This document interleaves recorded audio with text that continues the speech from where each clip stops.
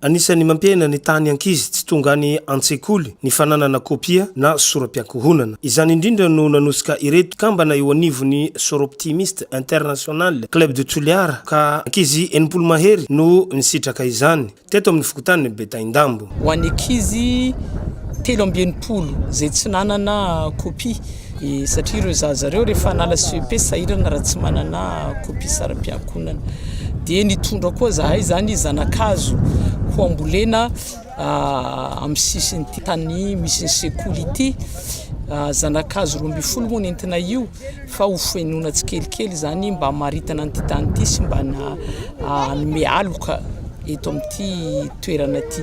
Sy eto avao no anaovanay asa fanasoavana fa efa nanomboka teto moa zahay dia hitanay fa mbola maro ny zavatra azo atao eto dia nanoy zahay ary mbola hanoy ary raha ny tianay aza raha mbola misy zavatra azo atao eto amin'ny sekolin'ny Betaindambo eto amin'ny Betaindambo eto dia hanoy aty zahay mba hita tsara fa misy zavatra mba mitsangana eto a Betaindambo.